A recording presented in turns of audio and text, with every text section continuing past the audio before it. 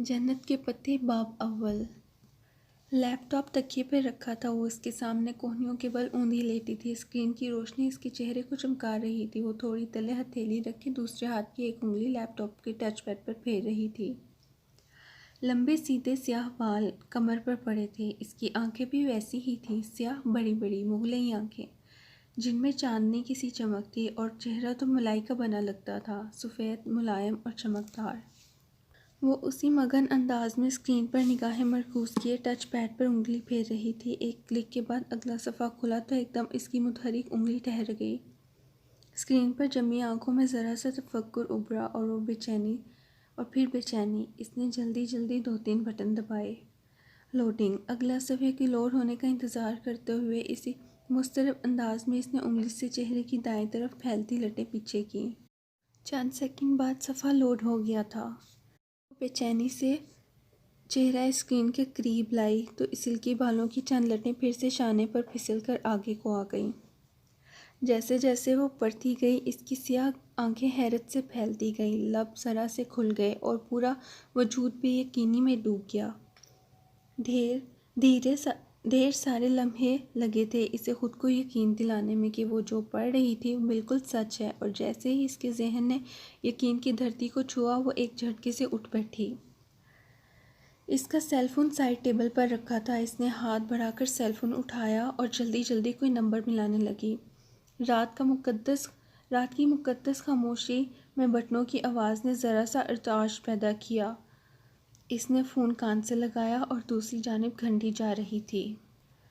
Hello زارا، شاید رابطہ مل گیا تھا۔ تب ہی وہ دبے دبے جوش سے چہکی، کیسی ہو؟ سو تو نہیں گئی تھی؟ حیا بول رہی ہوں۔ دوسری طرف سے اس کی دوست کچھ کہہ رہی تھی۔ وہ لمحے بھر کو سننے کے لیے رکی، پھر دھیرے سے ہنس دی۔ ساری باتیں چھوڑو زارا، میرے پاس جو بڑی خبر ہے وہ سنو۔ اب وہ عادتاً سیاہ بالوں کی ایک موٹی لٹ انگلی پر لپیٹتی کہہ رہی تھی۔ تم یقین نہیں کرو گی، میں جانتی ہوں۔ ارے نہیں، داور بھائی کی شادی کے متعلق نہیں ہے۔ دوسری جانب زارا نے کچھ کہا تو اس نے فوراً تردید کی۔ بلکہ یوں کرو، تم گیس کرو کہ میں تمہیں کیا بتانے والی ہوں۔ اس نے ہاتھ سے لیپ ٹاپ پرے کیا اور تکیہ نکال کر بیڈ گراؤنڈ کے ساتھ سیدھا لگایا۔ پھر اس نے ٹیک لگا کر پاؤں سیدھے کر لیے۔ ساتھ ساتھ وہ نفی میں سر ہلاتی زارا کے کہے اندازوں کی تردید کر رہی تھی۔ نہیں، بالکل نہیں، ایسا تو ہے ہی نہیں۔ ارے میری شادی وغیرہ نہیں ہو رہی۔ جی نہیں، ارم کی بھی نہیں ہو رہی۔ سیریسلی زارا، تمہاری سوچ بس یہیں تک ہے؟ اب کان کھول کر سنو۔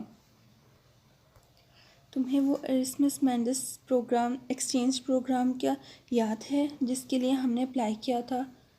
کین یو بلیو زارا کہ مجھے یورپی یونین نے اسکالرشپ کے لیے سلیکٹ کر لیا ہے؟ دوسری جانب زارا اتنی زور سے چیخی کہ موبائل کا اسپیکر آف ہونے کے باوجود اس کی چیخ سارے کمرے میں سنائی دی۔ بالکل سچ کہہ رہی ہوں زارا، ابھی 15 منٹ پہلے ہی مجھے یونیورسٹی کی طرف سے میل ملی ہے۔ اس نے ساتھ ہی ایک ہاتھ سے پڑے لیپ ٹاپ کا رخ اپنی طرف موڑا اور آگے کو ہو کر غور سے دوبارہ دیکھا۔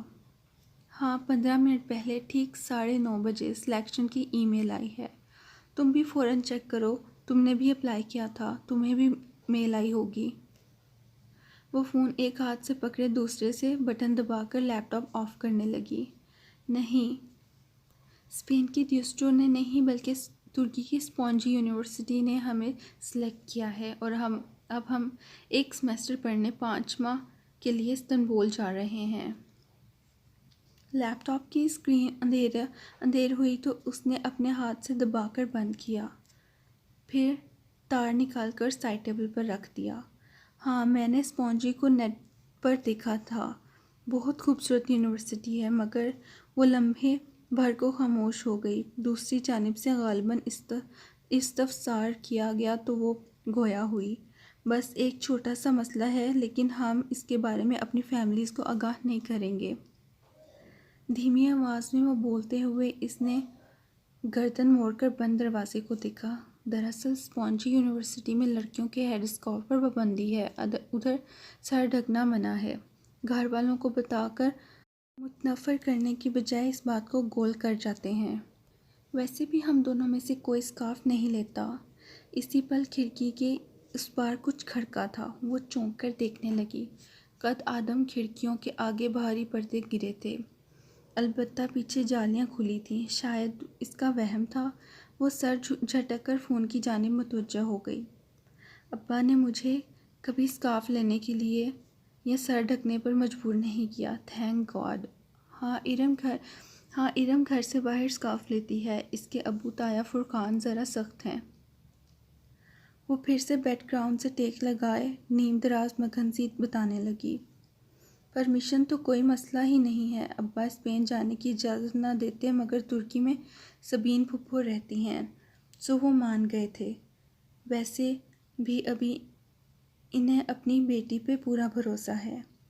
پھر وہ چند لمحے ایئر پیس سے ابھرتی اپنی دوست کی باتیں سن رہی تھی۔ زارا خاموش ہوئی تو اس نے نفی میں سر ہلایا۔ کل نہیں، داور بھائی کی مہندی پرسوں ہے، تم آ رہی ہو نا؟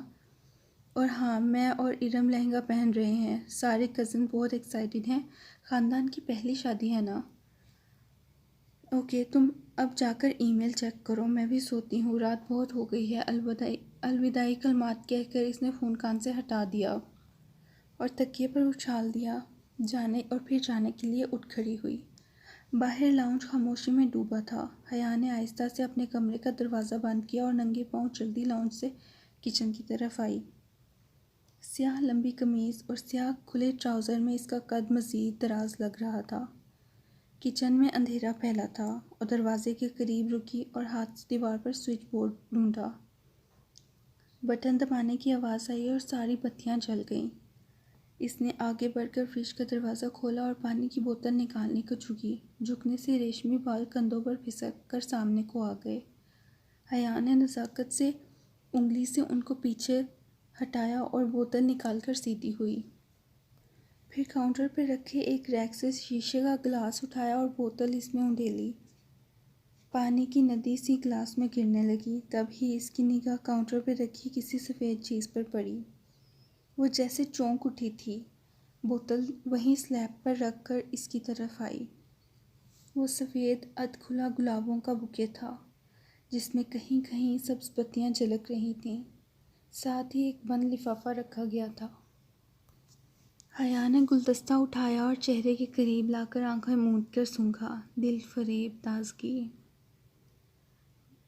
خوبصورت پھولوں کی مہک اس کے اندر تک اتر گئی۔ پھول بالکل تازہ تھے، جیسے ابھی ابھی توڑے گئے ہوں، اور جانے کون رکھ گیا ادھر۔ اس نے بند لفافہ اٹھایا اور پلٹ کر دیکھا۔ اس پر گھر کے پتے کے اوپر نمایاں سا حیا سلمان لکھا تھا۔ پیچھے بھیجنے والے کا پتہ نہیں تھا، بس کورئیر سروس کی مہر اور اسٹیکر لگے تھے۔ پھر مہر پہ ایک روز قبل کی تاریخ تھی۔ اس کو کبھی کسی نے پھول نہیں بھیجے تھے۔ پھر یہ کیا معاملہ تھا بھلا؟ الجھتے ہوئے حیا نے لفافہ چاک کیا۔ اندر ایک موٹا کاغذ تھا۔ اس نے 2 انگلیوں کو لفافے میں ڈال کر کاغذ پکڑا اور باہر نکالا۔ سفید کاغذ، بالکل صاف ستھرا، نہ لکیر نہ کوئی ڈیزائن، بس اس کے وسط میں انگریزی میں 3 لفظ درج تھے، ویلکم ٹو اسپونجی۔ وہ سناٹے میں رہ گئی۔ یہ کیا مذاق تھا؟ بھلا خط بھیجنے والے کو کیسے پتا کہ وہ اسپونجی جا رہی ہے؟ خط پہ تو 1 روز قبل کی تاریخ تھی، جبکہ قبولیت کی وہ ای میل اسے صرف 15 منٹ پہلے موصول ہوئی تھی۔ جو بات اسے آفیشیلی بتائی ہی 15 منٹ قبل گئی، وہ اس شخص کو 1 روز بیشتر کیسے معلوم ہوئی؟ اگر زارا کو اس نے خود ابھی نہ بتایا ہوتا تو وہ سمجھتی کہ یہ اس کی حرکت ہے، اور یہ خط اسپونجی یونیورسٹی کی طرف سے بھی نہیں آ سکتا تھا، کیونکہ اس پہ ایک قومی سطح کی کورئیر کمپنی کی مہر لگی تھی۔ پھر کس نے بھیجا اسے یہ؟ پانی سے بھرا گلاس وہیں سلیب پر چھوڑ کر بوکے اور لفافہ اٹھائے وہ الجھتی ہوئی اپنے کمرے کی طرف چلی گئی۔ سپہر کی ٹھنڈی سی چھایا ہر سو چھائی تھی۔ وہ پرس کندھے پہ لٹکائے باریک ہیل سے چلتی پورچ میں کھڑی اپنی کار کی طرف آئی، جو تھی تو اس کے بھائی روہیل کی، مگر اس کی پڑھائی کے غرض سے امریکہ چل جانے کے بعد حیا کی ملکیت تھی۔ اس نے چابی لاک میں گھمائی ہی تھی کہ گیٹ کے پار سے زارا آتی دکھائی دی۔ وہ دروازہ کھول کر مسکراتی ہوئی سیدھی ہوئی۔ حیا مجھے تو کوئی میل نہیں آئی۔ زارا نے ادھ کھلے گیٹ کو دھکیل کر اندر قدم رکھا۔ اس کے چہرے پر اداسی تھی۔ وہ درمیانی شکل صورت کی اسٹائلش سی لڑکی اور حیا کی ہم عمر تھی۔ کوئی بات نہیں، 1-2 دن میں آ جائے گی، تم فکر نہ کرو، ہم نے ساتھ ہی اپلائی کیا تھا، میرا سلیکشن ہو گیا، تمہارا بھی ہو جائے گا۔ حیا ڈرائیونگ سیٹ کا دروازہ آدھا کھولے کھڑے باتیں کر رہی تھی۔ میرا اسکالرشپ پروگرام تو آرڈینیٹر کے آفس کے باہر جو آج لسٹ لگی ہے اس میں بھی میرا نام نہیں ہے، اور میرا صرف تمہارا ہے۔ ہمارے ڈپارٹمنٹ میں سے اور انوائرمنٹل سائنس کی ایک لڑکی خدیجہ رانا ہے۔ یہ میرا خیال ہے میرا سلیکشن ہی نہیں ہوا۔ اوہ، اسے واقعتاً افسوس ہوا تھا۔ رات فون کال کے بعد اس نے زارا سے اب بات کی تھی۔ خیر تم کہیں جا رہی تھی؟ زارا چہرے پہ دوبارہ بشاشت لاتے ہوئے پوچھنے لگی۔ ہاں، مارکیٹ جا رہی تھی ارم کے ساتھ، داور بھائی کی مہندی کا فنکشن ہے اور میرے لہنگے کے ساتھ ہائی ہیلز گم ہو گئی ہیں، شاید کام والی اٹھا کر لے گئی، اب نئے جوتے لینے پڑیں گے، تم چلو گی؟ وہ گاڑی میں کہتی میں کوہنے ٹکائے تفصیلاً بتانے لگی۔ اس وقت وہ ہلکی آسمانی لمبی قمیض اور تنگ چوڑی دار پاجامے میں ملبوس تھی۔ قمیض کا دامن ٹخنوں سے ذرا اوپر تھا، ہم رنگ دوپٹہ گردن کے گرد لپیٹا تھا، بال کمر پر گر رہے تھے، عادتاً آنکھوں میں گہرا کاجل ڈالا تھا۔ ہاں چلو پھر جلدی نکلتے ہیں۔ زارا فوراً تیار ہو گئی اور فرنٹ سیٹ کی طرف بڑھی۔ ارم کو بھی لینا ہے۔ حیا نے اندر بیٹھ کر دروازہ بند کیا اور چابی گھمائی۔ ویسے تمہارے سخت آیا ارم کو یوں ہمارے ساتھ شاپنگ جانے کی اجازت دے دیتے ہیں؟ ارم ان دونوں سے جونیئر تھی، وہ اس کا ڈپارٹمنٹ میں اور اس کا ڈپارٹمنٹ بھی دوسرا تھا، سو زارا اس سے زیادہ تفصیلاً ملاقات نہیں کرتی تھی۔ ان کی سختی صرف اسکارف تک ہے، ویسے ہم اچھے ہیں ویسے بہت اچھے ہیں وہ کار باہر گیٹ پر لائی۔ ارم کا گھر حیا کے ہمسائے میں تھا، وہ دونوں گھروں کی درمیانی دیوار میں آنے جانے کا رستہ بھی موجود تھا، لیکن اسے جب بھی ارم کو پک کرنا ہوتا اس کے گیٹ پر ہارن دیا کرتی تھی۔ اب بھی وہ زور کا ہارن دیا تو چند ہی لمحے بعد ارم باہر نکل آئی۔ کانسی لمبی قمیض اور ٹراؤزر میں ملبوس، ہم رنگ دوپٹہ پھیلا کر سامنے لیے چہرے کے گرد میچنگ کاسنی اسکارف لپیٹے اور قریباً بھاگتی ہوئی پچھلی سیٹ کی طرف آ گئی۔ ہیلو حیا، ہیلو زارا، بے تکلفی سے چہکتے ہوئے اس نے اندر بیٹھ کر دروازہ بند کیا۔ حیا کے ساتھ آؤٹنگ کے پروگرام اسے ایسے ہی خوش کر دیا کرتے تھے۔ کیسی ہو ارم، تم سے تو ملاقات ہی نہیں ہو پاتی۔ زارا نے ترچھی ہو کر رخ پیچھے کو کیا۔ آپ کا ڈپارٹمنٹ دور پڑتا ہے نا، تبھی۔ اور ہاں، حیا بتا رہی تھی کہ آپ لوگوں کو ترکی کا سلیکشن آ گیا ہے۔ میں سلیکٹ نہیں ہوئی، حیا ہو گئی ہے۔ خیر اس میں کوئی بہتری ہوگی، تم نے اپلائی نہیں کیا تھا؟ ابا اجازت دیتے تب نا، وہ اداس ہو گئی۔ ویسے پیرنٹس کو اتنا سخت نہیں ہونا چاہیے، زارا نے کہا۔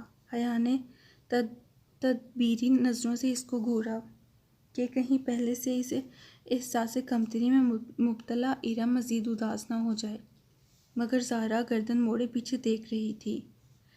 ارم حسب توقع اداس ہو گئی۔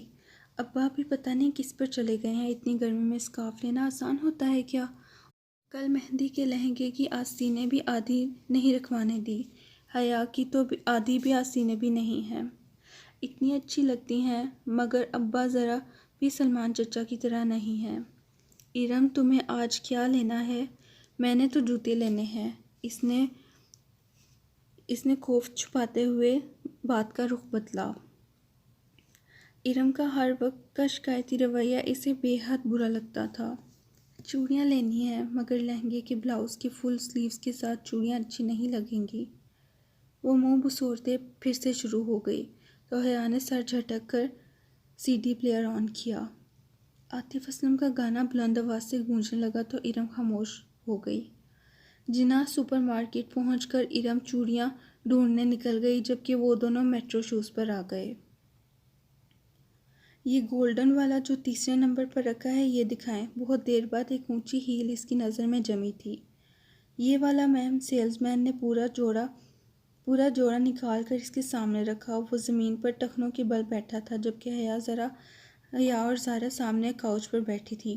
پہنا دوں میم؟ بہت مؤدب اور شائستہ انداز میں پوچھتے ہوئے سیلز مین نے ہاتھوں میں پکڑا جوتا اس کے پاؤں کے قریب کیا، جو خوبصورت ہیلز میں مقید تھے۔ میرے ہاتھ نہیں ٹوٹے ہوئے، میں خود پہن لوں گی۔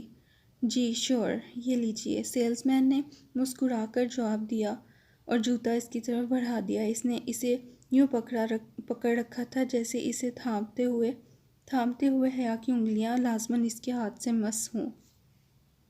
سامنے رکھ دو، میں اٹھا لوں گی، اس نے روکھے لہجے میں سیلز مین کے زیر لب کچھ گنگناتے ہوئے جوتا سامنے رکھ دیا۔ پھر بل کی ادائیگی کے بعد کاؤنٹر پر کھڑے بقیہ رقم اس کی طرف بڑھائی تو حیا نے دیکھا چند نوٹوں کے اوپر 5 کا سکہ رکھا تھا۔ لڑکے نے بقیہ رقم اس طرح بڑھائی تو حیا نے دیکھا چند نوٹوں کے اوپر 5 کا سکہ رکھا تھا، اور لڑکے نے سکے کو یوں پکڑ رکھا تھا جیسے سیلز مین نے جوتے کو، تاکہ اسے تھامتے وقت لازماً اس کا ہاتھ ٹکرائے۔ شکریہ، حیا نے نوٹ کنارے سے پکڑ کر نیچے کھینچے۔ سکہ لڑکے کے ہاتھ میں رہ گیا۔ میم، آپ کا سکہ، لڑکے نے فاتحانہ انداز میں اس سے سکے کی جانب بڑھایا تو وہ لازمی پکڑے گی، اور یہ سامنے رکھے صدقے کے باکس میں ڈال دو۔ وہ بے نیازی سے شاپر تھامے پلٹ گئی۔ زارا نے بے اختیار قہقہہ لگایا۔ اس لڑکے کی شکل دیکھنے والی تھی حیا۔ دل تو کر رہا تھا اس کی ایسی شکل پہ شاپر کے سارے جوتے دے ماروں۔ معلوم نہیں ہمارے مردوں کی ذہنیت کب بدلے گی، یوں گھورتے ہیں جیسے کبھی لڑکی دیکھی ہی نہ ہو۔ وہ تنفر سے ناک سکوڑتے غصے میں بولتی زارا کے ساتھ سیڑھیاں اتر رہی تھی جب قریب سے آواز آئی، تو اتنا بن سنور کر باہر نہ نکلا کرو بی بی۔ وہ چونک کر آخری سیڑھی پر ٹھہر گئی اور ایک معمر خاتون تھی، بڑی سی چادر میں لپٹی ہوئی، ناگواری سے آنکھیں اس پر جمائے آہستہ آہستہ اوپر چڑھ رہی تھیں۔ ایک تو لوگوں کو راہ چلتے تبلیغ کرنے کا بہت شوق ہوتا ہے، اور وہ اور بھی بہت کچھ کہتی، مگر زارا اس کو کوہنی سے تھامے وہاں سے لے آئی۔ تب ہی ارم سامنے سے آتی دکھائی دی۔ اس کا سینے پہ پھیلا دوپٹہ اب سمٹ کر گردن تک آ گیا تھا۔ اس نے کچھ خاص شاپنگ نہیں کی تھی، شاید وہ صرف ان کے ساتھ آؤٹنگ پہ آئی تھی۔ میٹرو سے وہ اسکوپ چلی گئیں، کچھ ہلکا پھلکا کھا لیں۔ رات کی دعوت تو تایا فرقان کی طرف تھی، جو وہ بیٹے کی شادی کے لیے جمع ہوئے خاندان والوں کے لیے دے رہے تھے۔ میرے لیے پائن ایپل سلش لے آؤ، میں ذرا بیکری سے کچھ لے لوں۔ ارم جھٹ باہر کو لپکی۔ حیا نے گہری سانس لیتے ہوئے اپنی جانب کا شیشہ نیچے کیا۔ سرد ہوا کا تھپیڑا تیزی سے اندر آیا، مگر اتنی سردی میں سلش پینے کا اپنا ہی مزہ تھا۔ وہ پارکنگ لاٹ میں موجود تھی اور ٹھنڈی ہوا نے سارے جگہ کو گھیر رکھا تھا۔ مغرب گہری ہو چکی تھی اور باہر اندھیرا ہو چکا تھا۔ ارم کافی کمپلیکس لگتی ہے نا؟ ارم دور ہو گئی تو زارا اس کی طرف گھومی، اور تم اس کی انہی کمپلیکسز کو ہوا دے رہی تھی، اور الٹا اسی پہ خفا ہو گئی۔ تایا فرقان صرف اسکارف کی سختی کرتے ہیں، وہ بس اسی بات پر خود ترسی کا شکار ہے، اور تم بھی اس کا ساتھ دے رہی تھی۔ میں نے سوچا کہ بیچاری نہیں ہے وہ بیچاری، اب اس کو بھی یہی سمجھانا خواہ کی خود ترسی سے نکل آئے۔ ویٹر ہاتھ میں کارڈ پکڑے حیا کی طرف کھلے شیشے کے باہر آ چکا تھا۔ تمہیں یاد ہے زارا، پچھلے سال جب یونیورسٹی والوں نے ہمیں ترکی کے ٹرپ کی آس دلائی تھی اور آخر میں پہنچ کر سارا پروگرام ہی کینسل کر دیا تھا؟ آرڈر لکھوا کر وہ شیشہ اوپر چڑھاتے ہوئے یاد کر کے کہنے لگی۔ میں تو اتنی مایوس ہو گئی تھی کہ سوچا بھی نہیں تھا کہ کبھی ترکی جا سکوں گی۔ اس کی آواز میں آس جڑنے کی خوشی درائی تھی۔ زارا اور وہ انٹرنیشنل اسلامک یونیورسٹی سے LLB آنرز شرعیہ کے 5ویں سال میں تھے۔ ان کا 7واں سیمسٹر درمیان میں تھا جب یورپی یونین کی اسکالرشپ کا اعلان ہوا، جس کے تحت یورپ اور ایشیا کی یونیورسٹیز کے مابین طلباء کا تبادلہ ہوگا۔ یوں چند ماہ کے لیے یہاں سے کچھ طلباء یورپ کی یونیورسٹیز جائیں گے اور ایک سیمسٹر پڑھ کر واپس آ جائیں گے۔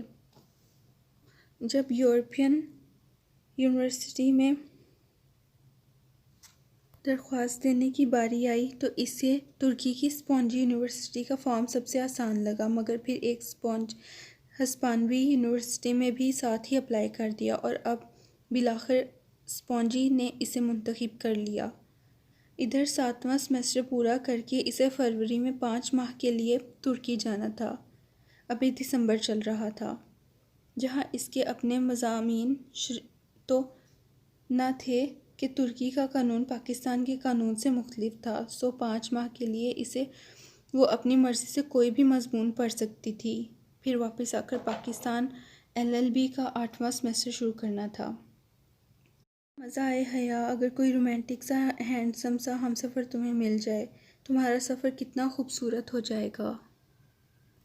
ہمسفر تو کوئی نہیں ملنے والا، کیونکہ پاکستان سے اسپانجی صرف ہم 2 لڑکیاں جا رہی ہیں، اور پھر ہم ٹھہرے آل ویمن یونیورسٹی میں پڑھنے والے، اور وہ خدیجہ رانا جو تمہارے ساتھ جا رہی ہے، اس سے کوئی بات ہوئی؟ ویٹر نے شیشہ بجایا تو حیا چونکی پہ شیشہ نیچے کرنے لگی۔ نہیں، خدیجہ رانا کو تو میں نہیں جانتی ہوں، معلوم نہیں کون ہے۔ اس نے سلش کا گلاس پکڑا، زارا کا اسے تھمایا اور ارم کا ڈیش بورڈ پر رکھا، پھر اپنا گلاس لبوں سے لگایا۔ ٹھنڈا سا سلش اندر تک اترتا گیا۔ بے دھیانی میں وہ شیشہ بند کرنا بھول گئی، اسے علم نہیں ہوا۔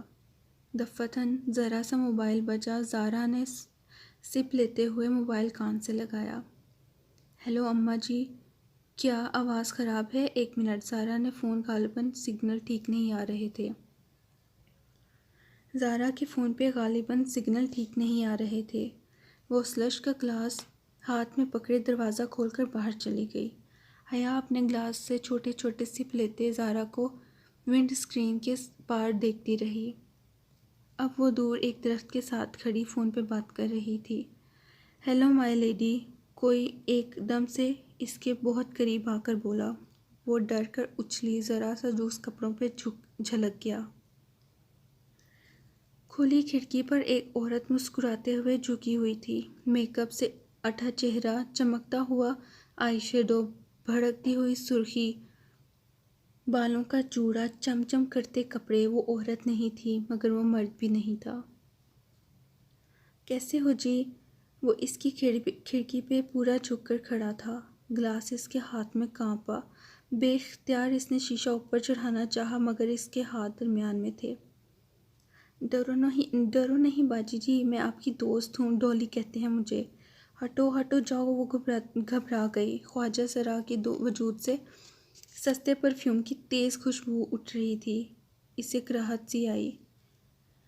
ذرا بات تو سنو۔ اس نے اپنا چہرہ مزید جھکایا اور اس سے پہلے کہ وہ آگے بڑھتا، حیا نے سلش کا بھرا ہوا گلاس اس کے منہ پہ الٹ دیا۔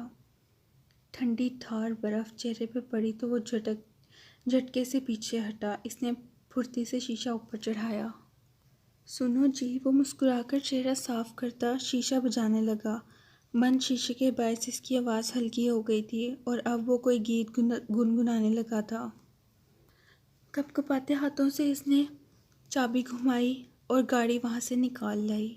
بیکری کے داخلی دروازے کے سامنے لا کر کھڑی کی، پلٹ کر دیکھا۔ وہاں درختوں کے ساتھ وہ ڈولی نامی خواجہ سرا ابھی تک کھڑا تھا۔ وہ اس کے پیچھے نہیں آیا تھا اور اب گا بھی نہیں رہا تھا، بس خاموش گہری نظروں سے اسے دیکھ رہا تھا۔ اسے بے اختیار جھرجھری سی آئی۔ کہاں رہ گئیں یہ دونوں؟ اس نے جھنجھلا کر ہارن پہ ہاتھ رکھ دیا، پھر گردن موڑ کر دوبارہ دیکھا۔ وہ ابھی تک اسے ہی دیکھ رہا تھا۔ ارم اور زارا کو ڈراپ کر کے وہ سیدھا اپنے کمرے میں آ گئی۔ ڈنر کا وقت ہونے والا تھا۔ اس نے یہ کپڑے ڈنر کا مناسبت سے ہی پہنے تھے، مگر جوس جھلکنے سے ذرا سا داغ پڑ گیا تھا۔ اس نے جلدی سے دوپٹہ کا وہ حصہ دھو کر اسے استری کیا اور اسے رہ رہ کے وہ خواجہ سرا یاد آ رہا تھا۔ اس برادری کے لوگ اکثر آ کر پیسے مانگتے ہیں، مگر ایسی حرکت تو کبھی کسی نے نہیں کی۔ اس خواجہ سرا کا عجیب نگاہیں اور انداز اسے پھر سے جھرجھری آ گئی۔ جب اپنی تیاری سے مطمئن ہو کر وہ باہر آئی اور لابی میں دروازہ کھولا تو پاؤں کسی چیز سے اڑا۔ وہ چونک گئی۔ دروازے کے ساتھ فرش پر ایک ادھ کھلے گلابوں کا بوکے پڑا تھا۔ وہ جھکی اور بوکے اٹھایا، ساتھ ہی ایک لفافہ بھی تھا۔ وہ دونوں چیزیں اٹھا کر سیدھے ہوئی اور لفافہ کھولا جس پر حیا سلمان لکھا تھا۔ اندر وہی سفید بیج سطر چوکور کاغذ تھا۔ اس کے وسط میں اردو میں لکھا تھا: امید کرتا ہوں آپ کا آج کا ڈنر اچھا گزرے گا۔ اس نے لفافہ پلٹ کر دیکھا، کہیں بھی کچھ نہیں تھا، بس لفافے پہ گزشتہ روز کی مہر لگی تھی۔ یہ کون تھا؟ وہ کیوں اسے پھول بیچ رہا ہے؟ وہ بوکے اور خط کمرے میں رکھ کر سارے معاملے پہ الجھتی باہر آ گئی۔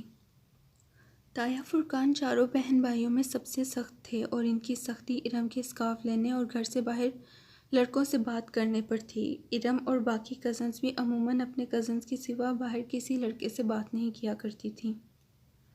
حیا اور ارم تو بڑھتی بھی آل ویمن یونیورسٹی میں تھیں۔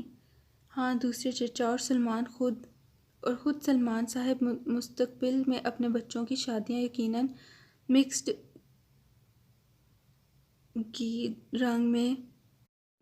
گیدرنگ میں رکھیں گے، یہ تو معلوم تھا۔ ان کا خاندان زیادہ بڑا نہ تھا۔ وہ لوگ 3 بھائی اور 1 بہن تھے۔ تایا فرقان سب سے بڑے تھے۔ داور، فرخ اور ارم ان کے بچے تھے۔ فرخ میڈیکل کر چکا تھا اور آج کل پولی کلینک میں ہاؤس جاب کر رہا تھا۔ وہ حیا سے 3 سال بڑا تھا۔ سمیع فرخ سے 7 سال بھر چھوٹا تھا اور MBA کے بعد جاب کر رہا تھا۔ ارم حیا سے سال بھر چھوٹی تھی۔ آج کل سب سے بڑے داور کی شادی تھی۔ تایا فرقان کے بعد سلمان صاحب تھے۔ حیا ان کی اکلوتی بیٹی تھی اور روحیل اکلوتا بیٹا۔ روحیل پڑھائی کے سلسلے میں امریکہ میں ہوتا تھا۔ اب ان کے گھر میں سلمان صاحب، فاطمہ بیگم، حیا، بس یہی تینوں تھے۔ زاہد چچا تھے۔ ان کی بڑی 2 جڑواں بیٹیاں مہوش اور سحر تھیں۔ پھر بیٹا رضا انجینئر تھا۔ جب سے چھوٹی بیٹی ثنا او لیول کر چکی تھی۔ اس وقت سوائے روحیل کے جو امریکہ میں تھا اور داور بھائی کے جو غالباً ڈرائنگ روم میں تھے، باقی تمام لڑکے لڑکیاں لاؤنج میں موجود تھے۔ لڑکیاں کارپٹ پہ دائرہ بنا کر بیٹھی تھیں۔ ارم کے ہاتھ میں ڈھولک تھی۔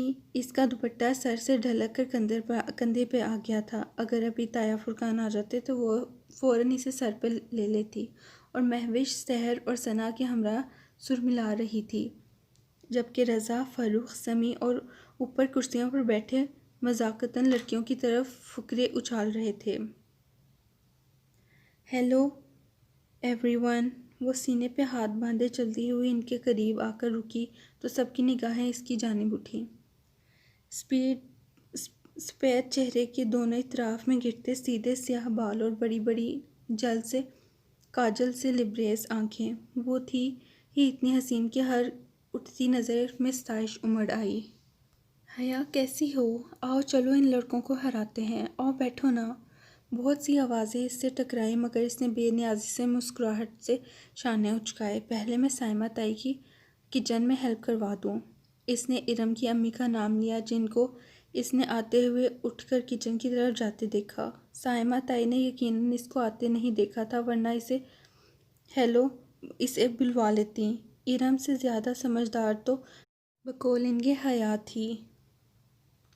سائمہ تائی کے پیچھے زاہد چچا کی بیگم عابدہ چچی بھی تھیں۔ اب صوفے پہ حیا کی امی فاطمہ بیگم تنہا بیٹھی تھیں۔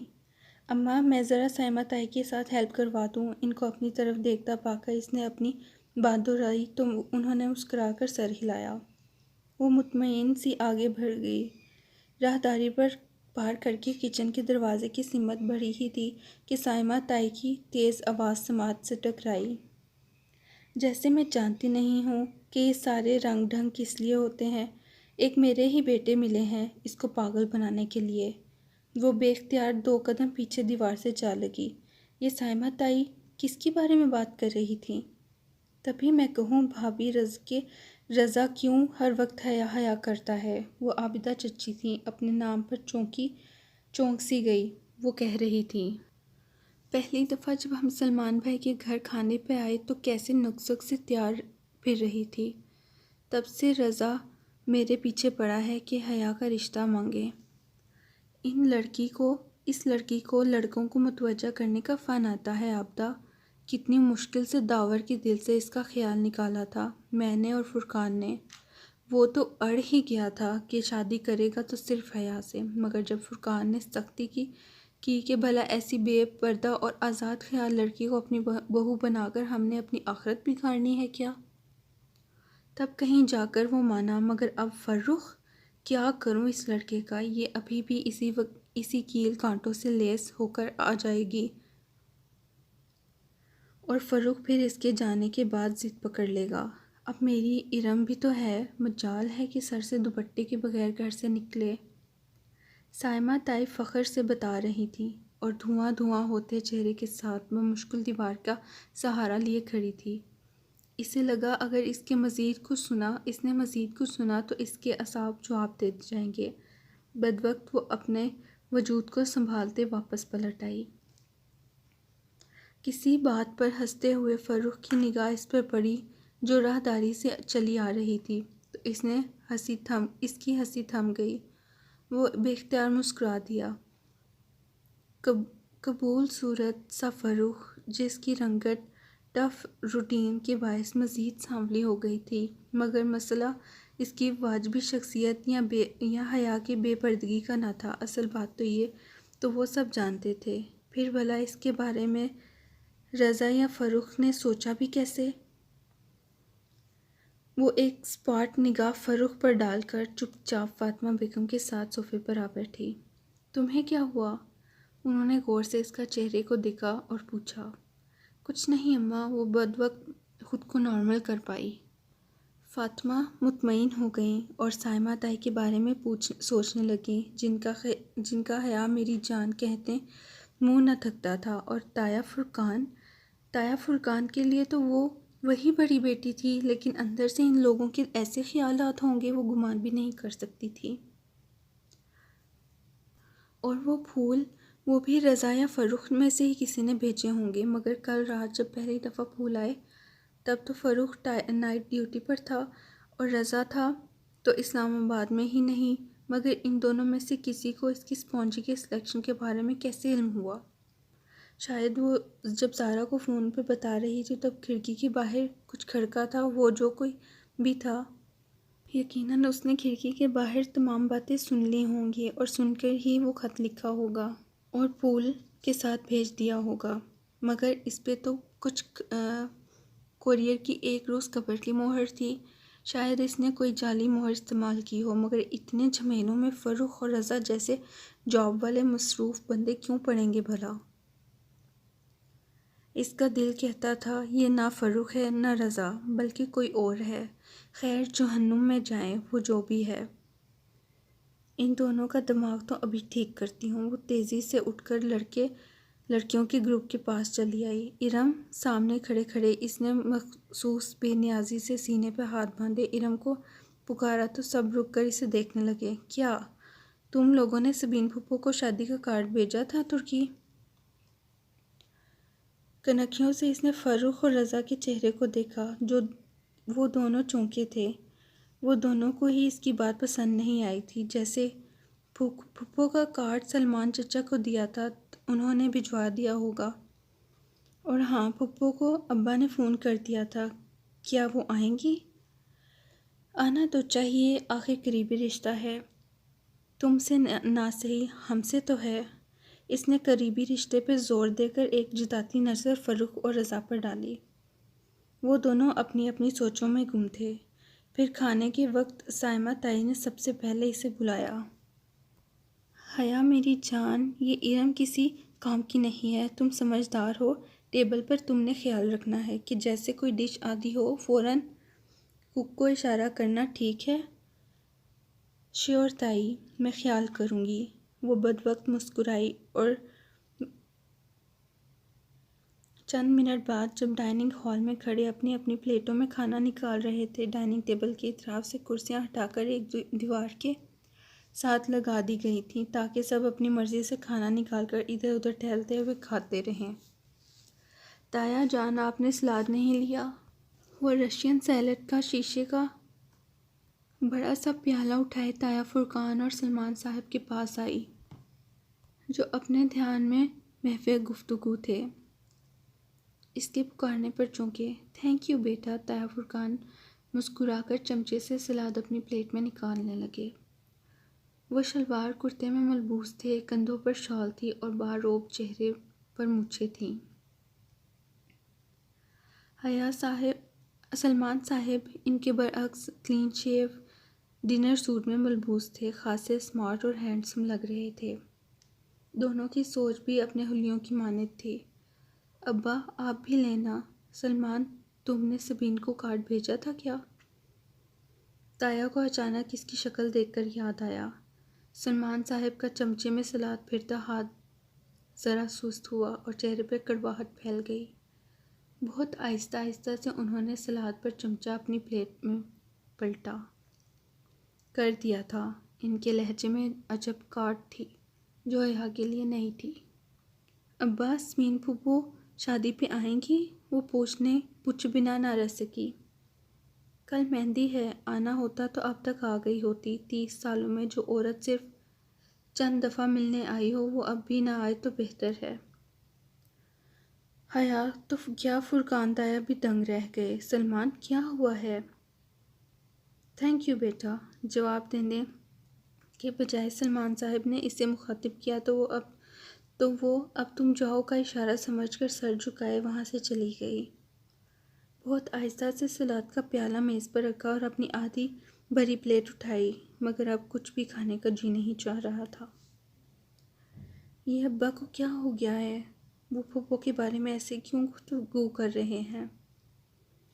پھر وہ رہ نہیں سکی، اپنی پلیٹ لیے اس ستون کے پیچھے آ کر کھڑی ہو گئی جس کی دوسری جانب تایا